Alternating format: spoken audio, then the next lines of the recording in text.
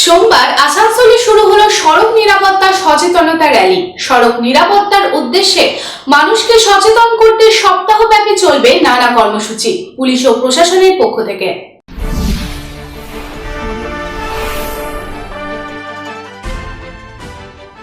পশ্চিম বর্ধমান জেলা প্রশাসন এবং আসানসোল দুর্গাপুর পুলিশ কমিশনারেটের পরিচালনায় সপ্তাহব্যাপী সড়ক নিরাপত্তা সচেতনতার র্যালির সূচনা হলো আসানসোলে। সোমবার আসানসোল রবীন্দ্র ভবন থেকে এই র্যালির শুরু হয়। পুলিশ প্রশাসনের পক্ষ থেকে আয়োজিত সচেতনতামূলক এই র্যালিতে ব্যানার হাতে এবং বিভিন্ন সচেতনতামূলক বার্তা দেওয়া প্ল্যাকার্ড হাতে নিয়ে র্যালিটি এগিয়ে চলে শহরের বিভিন্ন রাস্তা ধরে। উপস্থিত ছিলেন আসানসোল দুর্গাপুর পুলিশ কমিশনার সুনীল চৌধুরী, জেলা শাসক এস পান্নাবালাম সহ সরকারি অন্যান্য কর্তা ব্যক্তিরা। রাজ্যের মুখ্যমন্ত্রী মমতা বন্দ্যোপাধ্যায়ের নির্দেশে এই র্যালির মাধ্যমে মানুষকে সচেতন করার উদ্দেশ্যে র্যালির আয়োজন করা হয়েছে, যাতে বিভিন্ন সতর্কতার মাধ্যমে পথ দুর্ঘটনা এড়ানো সম্ভব হয়। উল্লেখ্য, প্রতি বছরের মতো এবছরও রাজ্যের বিভিন্ন জেলাতে এই কর্মসূচি গ্রহণ করা হচ্ছে প্রশাসনের পক্ষ থেকে। এ প্রসঙ্গে জেলা শাসক এস পান্নাবালাম বলেন, সেভ ড্রাইভ সেভ লাইফকে সামনে রেখে জেলা প্রশাসনের পক্ষ থেকে বিভিন্ন সচেতনতা অবলম্বন করা, যথা হেলমেট পরা, সিট বেল্ট পরা ইত্যাদির মাধ্যমে সপ্তাহব্যাপী নানা ধরনের কর্মসূচি গ্রহণ করা হয়েছে। এটা আমাদের স্টেট গভর্নমেন্টের একটা উদ্যোগ। এটা অনেক বছর ধরে আমরা এটা করছি, পুলিশ প্রশাসন আমাদের সিভিল অ্যাডমিনিস্ট্রেশন মিলিয়ে। এটা আপনারা দেখতে পাচ্ছেন, safe drive and save life.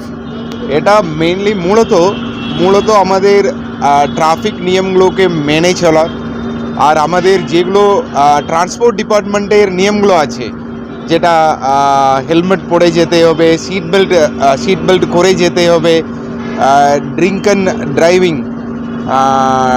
করা যাবে না, গাড়ি যখন চালানোর সময় মোবাইল ব্যবহার করা যাবে না। এটা আমরা সবসময় এনফোর্সমেন্ট অ্যাক্টিভিটি তো করছি, ফাইনগুলো হচ্ছে, এগুলো করছে, কিন্তু লোকের মধ্যে আমরা ভাবছি একটা সচেতনতা আসার উচিত।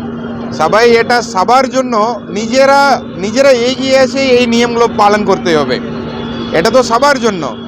ওরা সুস্থভাবে গাড়ি চালালে ওরাও ভালো থাকবে আর বাকিরাও ভালো থাকবে।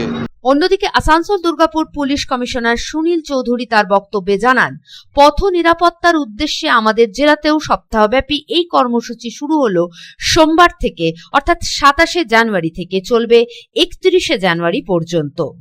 আজকে আমাদের পুরো পশ্চিমবঙ্গ জুড়ে আমাদের পশ্চিম বর্ধমান জেলাতে পথ নিরাপত্তা সপ্তাহের ইনোগ্রেশন হয়েছে।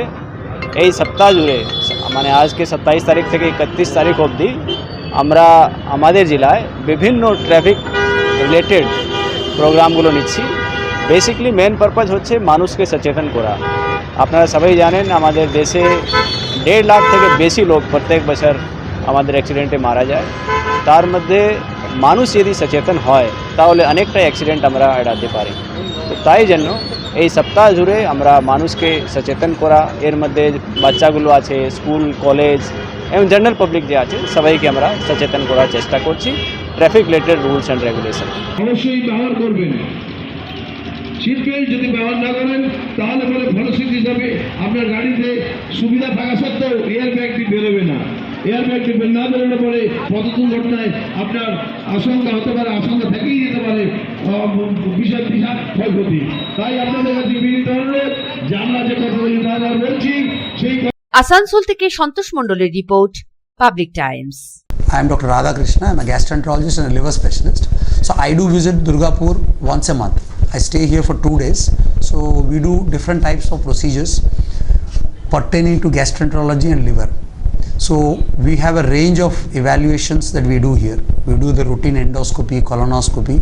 Starting from there, we have advanced technologies like nasal endoscopy, liver fibroscan, capsule endoscopy.